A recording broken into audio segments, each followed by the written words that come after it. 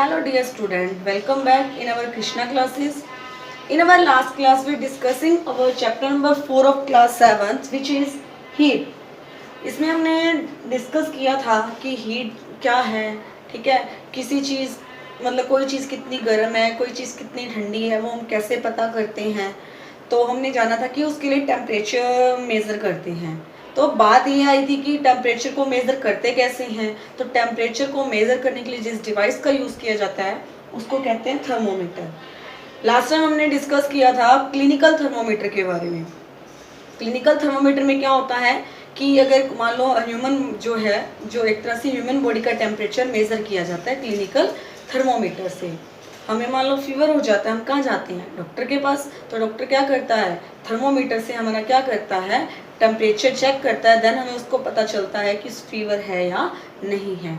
एक नॉर्मल जो human body है उसका नॉर्मल जो टेम्परेचर होता है, एक ह्यूमन बॉडी का जो नॉर्मल टेम्परेचर है वो 37 डिग्री सेल्सियस होता है। लेकिन एक चीज़ हमने और डिस्कस की थी कि जो ह्यूमन बॉडी का टेम्परेचर है वो 35 डिग्री सेल्सियस से तो बिलो नहीं जाता एंड 42 से अबव नहीं जाता। ये हम नॉर्मल पर्सन की बात कर रहे हैं या इन्फेक्टेड की नहीं बात कर रहे हैं।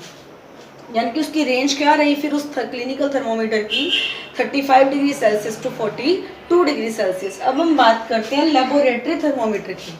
अब देखो, मान लो हमने ह्यूमन बॉडी का टेम्परेचर तो चेक कर लिया, किससे? क्लिनिकल थर्मोमीटर से। मान लो कोई वाटर, कोई भी सब्सटेंस है, ठीक है, क्या अदर सब्सटेंस का हम टेम्परेचर है वो क्लिनिकल थर्मोमीटर से मेज़र कर सकते हैं? नहीं। तो हम जितने भी अदर ऑब्जेक्ट हैं उनका टेम्परेचर चेक करने के लिए हम यूज़ करते हैं लेबोरेटरी थर्मोमीटर का। तो जिस तरह से उसकी कुछ प्रिकॉशंस थी उसी तरह से इस थर्मोमीटर की कुछ प्रिकॉशंस हैं एंड इसकी रेंज जो रहती है वो -10 degree Celsius to 110 degree Celsius तक इसकी रेंज रहती है। इसके अलावा जो प्रिकॉशंस हैं, जिस तरह से क्लिनिकल थर्मोमीटर डॉक्टर क्या करता है, हमारे माउथ में डालता है, टिल्ट हो जाए तो भी कोई प्रॉब्लम नहीं होती। लेकिन जब भी आप लेबोरेटरी थर्मोमीटर का यूज़ करते हो, इसका एक एग्जांपल ले सकते हो। मान लो कोई भी बीकर या फिर मग वगैरह में आप नॉर्मल वाटर ऐड करके एंड लेबोरेटरी थर्मोमीटर लेके उससे चेक कर सकते हो उसका टेम्परेचर कितना है। तो मर्करी का लेवल जितना बढ़ेगा ऑब्वियस है वो वाटर का टेम्परेचर उतना होगा। अगर आप हॉट वाटर लेते हो तो उसका टेम्परेचर कुछ अलग होगा। यानी कि हर एक सब्सटेंस का जो टेम्परेचर है वो क्या होता है, डिफरेंट होता है। लेकिन इसको मान लो किसी भी ऑब्जेक्ट का आप टेम्परेचर चेक करना चाहते हो तो उसके लिए आपको कुछ ध्यान रखना होगा कि थर्मोमीटर का यूज़ करना कैसे है। सबसे पहले इतना तो हमें ऑब्वियस पता चल ही गया था कि जो आपका एक लॉन्ग ट्यूब है ग्लास की, ठीक है, उसके आगे मरकरी बल्ब होता है, जो उसके अंदर पारा मतलब एक तरह से मरकरी फिल होती है। उसी तरह से ये होता है आपका लेबोरेटरी थर्मोमीटर। लेकिन इसको इस तरह से डिज़ाइन किया जाता है कि इसकी रेंज कितनी रहती है, इतनी। तो प्रिकॉशंस के should be kept upright not tilted. यानी कि मान लो ये आपका कोई भी कंटेनर है, उसके अंदर कोई भी सब्सटेंस है, जब आप उस सब्सटेंस का टेम्परेचर चेक करना चाहोगे तो मान लो ये आपका एक थर्मामीटर है, तो इसको आपने बिल्कुल सीधा रखना है। क्या करना है, इसको टिल्ट यानी कि टेढ़ा नहीं करना। फर्स्ट प्रिकॉशन ये है। सेकेंड थिंग आपने क्या ध्यान रखना है कि जो ये बल्ब यानी कि उसका आगे थर्मोमीटर के आगे जो बल्ब लगा होता है वो बल्ब जिस कंटेनर के अंदर हमारा सब्सटेंस है उसकी सरफेस को टच नहीं करना चाहिए, बल्कि जो उसके सराउंडेड, मान लो वाटर है इस कंटेनर के अंदर, तो वाटर जिस भी बीकर के अंदर है, जिस भी कंटेनर के अंदर है, उसकी जो सरफेस है उसको टच नहीं करना चाहिए इस थर्मोमीटर का बल्ब। ओनली उससे ऊपर रखना है ताकि जो उसके जो सब्सटेंस की सराउंडेड है उससे वो चाहे टच हो सकता है, लेकिन वो बेस यानी कि जो हमारा सरफेस है उसको टच नहीं होना चाहिए। तो इस तरह से हम किसी भी सब्सटेंस का टेम्परेचर क्या है चेक कर सकते हैं। आई होप इतना आप सबको समझ आ गया होगा। अब हम बात करते हैं नेक्स्ट टॉपिक की, which is transfer of heat, कि हीट का ट्रांसफ़र कैसे होता है। ये हम बाद में करते हैं। सबसे पहले हम एक छोटा सा एग्जांपल लेते हैं, हमारा किचन का ही ले सकते हैं। किचन में अगर मान लो चाय बनाते हैं या फिर कुछ वेजिटेबल बनाते हैं, ठीक है, तो आपने देखा होगा कि चाय का जो भी कंटेनर यूज़ करते हो उसके पकड़ने के लिए, उसको होल्ड करने के लिए एक ब्लैक कलर का हैंडल होता है। उसी तरह से प्रेशर कुकर है, उसका भी ब्लैक कलर का हैंडल है। या आप खाना बनाने, रोटी बनाने के लिए जो तवा यूज़ करते हो उसका भी क्या हैंडल है। कभी आपने सोचा ऐसा क्यों, क्या रीज़न है इसका कि वो हैंडल हम यूज़ करते हैं पकड़ने के लिए उस चीज़ को। मान लो वो हैंडल ना हो तो क्या होगा, आप डायरेक्ट उस कंटेनर को टच करोगे तो आपका हाथ क्या हो जाएगा, बर्न हो जाएगा, जल जाएगा। तो इससे आपने क्या नोटिस किया कि कहीं ना कहीं उस कंटेनर के को जब हम फायर पे मतलब गैस पे रखते हैं तो जैसे उसको फायर मिलती है वो कंटेनर हमारा क्या हो रहा है, गर्म हो रहा है, क्योंकि जैसे ही टेम्परेचर मिल रहा है ऑब्वियस है वो चीज़ क्या होएगी, गर्म होएगी। उसी तरह से जब वो कंटेनर गर्म है हमारा, हम उसको टच करते हैं तो वो गर्म लगता है, लेकिन जब हम उसके हैंडल को टच करते हैं वो हमें गर्म नहीं लगता। क्यों ऐसा, क्या आपने कभी ऐसा सोचा? इसके अलावा आप ये चीज़ सोच के देखिए कि मान लो कोई भी जो कंटेनर हमने रख रखा था गैस पे, ठीक है, वो कंटेनर को जब हम उतार के साइड में रख देते हैं तो कुछ टाइम बाद वो अपने आप ठंडा हो जाता है, फिर वो गर्म नहीं लगता। तो वो सोचो कि वो हीट जो उसको गर्म मतलब एक तरह से हीट है वो गई कहाँ, ठीक है। तो ये जो चीज़ें हैं, जो ट्रांसफ़र ऑफ हीट है, इसके बारे में हम डिस्कस करते हैं कि हीट का ट्रांसफ़र कैसे होता है, कि कोई चीज़ गर्म से ठंडी कैसे हो जाती है या ठंडी से गर्म कैसे हो जाती है। जो भी है ठंडी से गर्म, तो जैसे जैसे उसको टेम्परेचर मिल रहा है वो चीज़ क्या हो रही है, ठंडी हो रही है। तो ट्रांसफ़र ऑफ हीट के 3 मेथड्स हैं, कंडक्शन, कन्वेक्शन एंड रेडिएशन। जिस तरह से मैटर की 3 स्टेट्स है, सॉलिड है, लिक्विड एंड गैसेज है, इन तीनों के अंदर जो हीट का ट्रांसफ़र है वो इन तीनों में से ही कोई ना कोई मेथड यूज़ होगा जिससे हीट का ट्रांसफ़र होगा। सबसे बड़ी ये बात कि जो हीट का ट्रांसफ़र होता है वो आपका, ये हमेशा आप याद रखना कि हॉटर ऑब्जेक्ट से कोल्ड ऑब्जेक्ट की तरफ होता है, यानी कि जो हीट का जो ट्रांसफ़र है वो हॉट टू कोल्ड ऑब्जेक्ट की तरफ होता है, ये हमेशा याद रखना। देख जैसे आपने मैंने एग्जांपल दिया, आपने देखा भी होगा कि जैसे कंटेनर को हमने गैस से उतार के रखा साइड में तो क्या हुआ, कुछ टाइम बाद वो ऑटोमेटिक ठंडा हो गया। तो क्या हुआ, जो हॉट एक तरह से जो हीट एनर्जी हमारी मतलब हीट थी वो किसके पास थी, पर जो हमारा कंटेनर है वो एक तरह से हॉट था।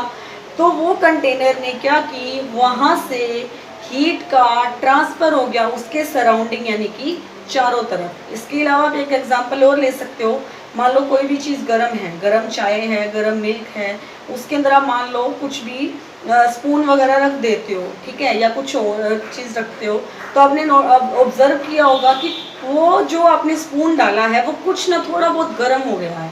तो यानी कि हीट का ट्रांसफ़र हो गया उस हीट से कहाँ पे, उस स्पून के अंदर। तो जो हमारा स्पून है वो क्या है, सॉलिड है।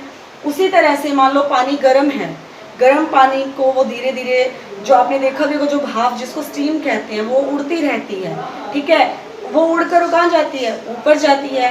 तो यानी कि सब सारे जो चेंजेस हैं वो जो हो रहे हैं हम इसके बारे में डिटेल में रीड आउट करेंगे।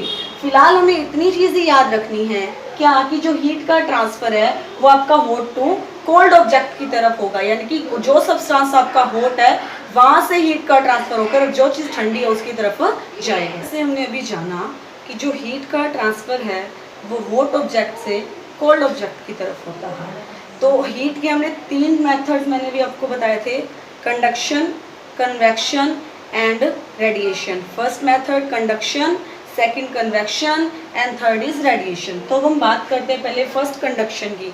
एक चीज़ और मैंने आपको बताई कि जो मैटर की स्टेट है, सॉलिड, लिक्विड एंड गैसेज, इन तीनों स्टेट्स के अंदर क्या है, जो ये ट्रांसफ़र ऑफ हीट्स के 3 मेथड है वो अलग अलग यूज़ होंगे, सेम यूज़ नहीं होंगे। तो हम सबसे पहले बात करते हैं कंडक्शन की। कंडक्शन में हमने मान लो एक एक्टिविटी के थ्रू मैं आपको बताती हूँ। मान लो एक रोड है आयरन की, इसको हमने 2 ब्रिक्स के थ्रू, इसको 2 ब्रिक्स के बीच में ऐड किया हुआ है, एंड इस हमने रोड के ऊपर क्या किया, इक्वल डिस्टेंस के ऊपर वैक्स को पेस्ट एक तरह से पेस्ट कर दिया, यानी कि इसको चिपका दिया। यहाँ पे हमारी कैंडल ग्लो कर रही है। जैसे कैंडल ग्लो करेगी इसकी हीट ऑब्वियस है इसको मिलेगी, क्योंकि हमने अभी पढ़ा कि हीट का ट्रांसफ़र हॉट से कोल्ड ऑब्जेक्ट की तरफ होगा। ये जो रोड है हमारी क्या है, वो ठंडी है। जैसे इस रोड को इस कैंडल से हीट मिली तो क्या हुआ, सबसे पहले जो पास वाले वैक्स कौन सी, ये तो ये यहाँ से गिरकर यहाँ आ जाएगी। इसी तरह से फिर धीरे धीरे हीट का ट्रांसफ़र यहाँ से यहाँ हो जाएगा, फिर ये वैक्स आ जाएगी, फिर यहाँ से यहाँ, यहाँ से यहाँ, इस तरह से रोड क्या हो जाएगी, आपकी गर्म हो जाएगी। हमने जाना इससे क्या कि जो ये प्रोसेस है हमारी हीट के ट्रांसफ़र की, hotter end to colder end of object. अब यहाँ ये वाला पार्ट हमारा होटर बन गया क्योंकि इसको यहाँ से क्या मिल रही है, हीट मिल रही है, एंड ये वाला पार्ट हमारा क्या हो गया, कोल्डर हो गया क्योंकि ये काफ़ी हमारा हीट से दूर है। लेकिन हमने पढ़ा कि हीट का ट्रांसफ़र जो है वो हॉट से कोल्ड ऑब्जेक्ट की तरफ होता है, तो इस तरह से जो हीट है वो धीरे धीरे हॉट से कोल्ड ऑब्जेक्ट की तरफ जाती गई, एंड इस प्रोसेस को हमने कहा कंडक्शन। एक चीज़ याद रखना हमेशा कि जो कंडक्शन की प्रोसेस होगी वो ओनली सॉलिड्स में होगी, ना कि लिक्विड एंड गैसेस के अंदर। अभी हमने एक एग्जांपल लिया था किस चीज़ का, मैंने आपको बताया था कि ये चाय का कप है या मिल्क का कप है जो काफ़ी ज़्यादा बॉइल्ड है, उसके अंदर आप स्पून डालते हो तो क्या होता है, कुछ ना कुछ पार्ट हमारा स्पून का गर्म हो जाता है। क्यों? क्योंकि हीट का ट्रांसफ़र हो गया उस टी से किसकी तरफ, उस स्पून की तरफ हो गया है। अब बात ये आती है कि जितने भी सॉलिड्स हैं उन सब के अंदर हीट का ट्रांसफ़र होता है। अब मान लो मेरे हाथ में प्लास्टिक है, ठीक है, क्या इसमें हीट का ट्रांसफ़र होगा? जैसे मैंने अभी एग्जांपल लिया था प्रेशर कुकर का कि जो वो पार्ट एल्युमिनियम का वो तो मेटल हो गई हमारी, और हम जानते हैं कि मेटल जो है वो क्या होते हैं, हीट का ट्रांसफ़र अपने में से होने देते हैं। लेकिन जो हैंडल पकड़ने के लिए है वो एक तरह से क्या है, प्लास्टिक है, लेकिन वो गर्म नहीं होता। इट मीन उसमें से हीट का ट्रांसफ़र नहीं होता है।